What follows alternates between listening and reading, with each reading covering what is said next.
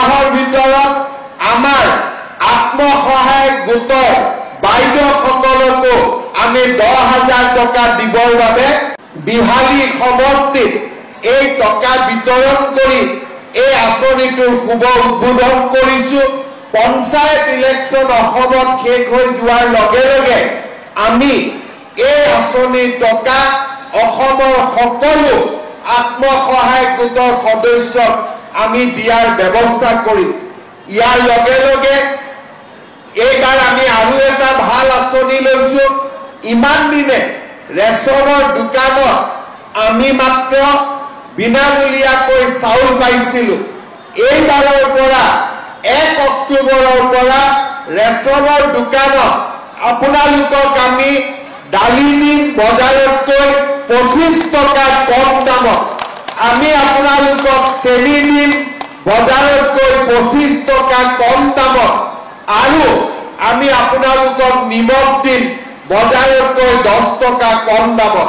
তাৰ মানে এতিয়া ৰেচন কাৰ্ডত আমি চাউলো পাম, আমি ৰেচন কাৰ্ডত দালিও পাম, আমি ৰেচন কাৰ্ডত নিমখো পাম, আমি ৰেচন কাৰ্ডত চেনিও পাম। ইমানবিলাক আঁচনি আমাৰ চৰকাৰে হাতত লৈছে। আৰু মই চিন্তা কৰি আছো যে অলপ যদি টকা পইচা যোগাৰ কৰিব পাৰো তেতিয়াহ'লে আমাৰ দুখীয়া মানুহৰ গেছৰ চিলিণ্ডাৰৰ দামো মই কমাই দিবৰ বাবে চেষ্টা কৰিম। তাৰ কাৰণেও মই ইতিমধ্যে ব্যৱস্থা লাহে লাহে হাতত লৈ আছো।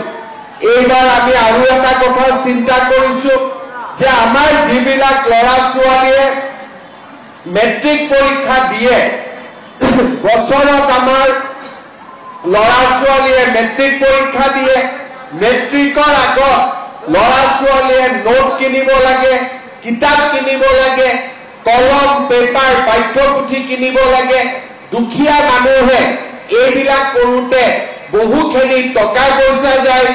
এইবাৰ মই চিন্তা কৰিছো যে যিমান ল'ৰা ছোৱালীয়ে মেট্ৰিক দিব প্ৰত্যেকটো মেট্ৰিকৰ কেণ্ডিডেটক মই মাহত 300 টকাকৈ দিম, যাতে তেওঁলোকে মেট্ৰিকৰ কাৰণে নিজক প্ৰস্তুত কৰিব পাৰে।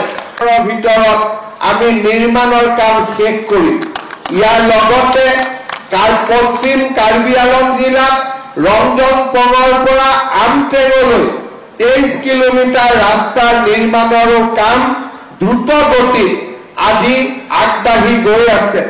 পশ্চিম কাৰ্বি আংলং জিলাৰ ৰজাগাঁৱৰ পৰা ডালিমবাৰীলৈ পথৰ উন্নয়ন আৰু বহলীকৰণৰ কামো 50% সম্পূৰ্ণ হৈছে।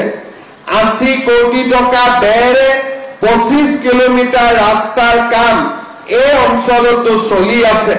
খেৰণীৰ পৰা ৰংপন্দং পথৰ সবলীকৰণৰ কামো 36 কিলোমিটাৰ পথৰ কামো 75 কোটি টকাৰে নিৰ্মাণ কৰি থকা হৈছে আৰু ই 82% ইতিমধ্যে সম্পূৰ্ণ হৈছে। মই যেতিয়া ধনচিৰিত ইলেকশ্যনৰ কাৰণে গৈছিলো, ধনচিৰি পথটো বনাবৰ কাৰণে ৰাইজে আহ্বান জনাইছিল।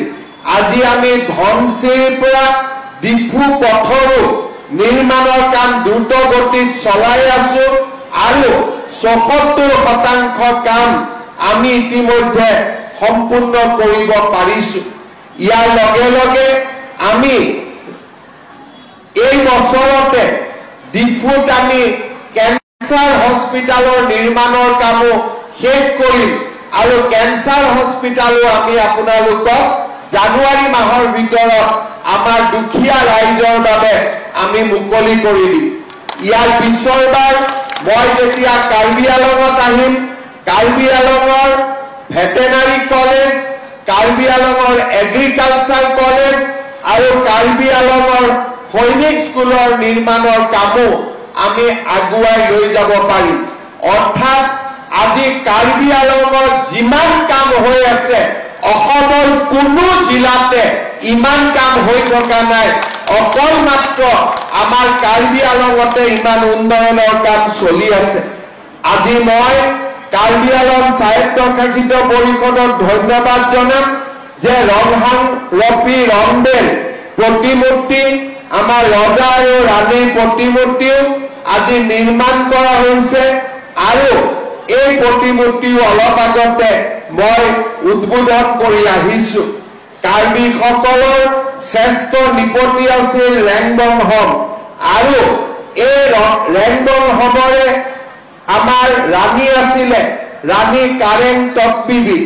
আজি এই দুইগৰাকী কাৰেং আৰু বংহমৰ সন্মিলন ঘটাই ৰেংবংহম বুলি ৰজা আৰু ৰাণীক সম্বোধন কৰা হৈছিল।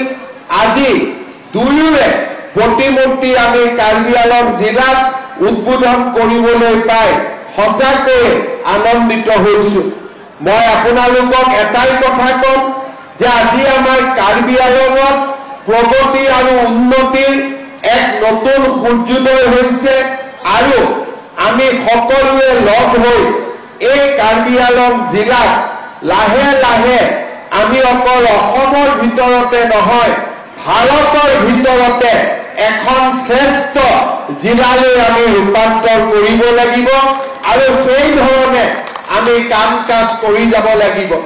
ইয়াৰ লগে লগে এই বছৰত আমাৰ চৰকাৰে কেইবাটাও নতুন কাম কৰিব। এটা হৈছে আমাৰ যি অৰুণোদয় আঁচনি আছিলে এই আঁচনিখনক আমি আৰু ডাঙৰ কৰিব খুজিছো। নোপোৱা মহিলা নোপোৱা পৰিয়ালসকলকো আমি অৰুণোদয় আঁচনিৰ সুবিধা দিব বিচাৰিছো। এইবাৰ আমি প্ৰধানমন্ত্ৰী আৱাস যোজনাৰ জিঅ' টেগিঙতো কোনো দুৰ্নীতি নোহোৱাকৈ সকলোৰে ঘৰ যাতে জিঅ' টেগিং হ'ব পাৰে তাৰ কাৰণেও আমি ব্যৱস্থা লৈছো।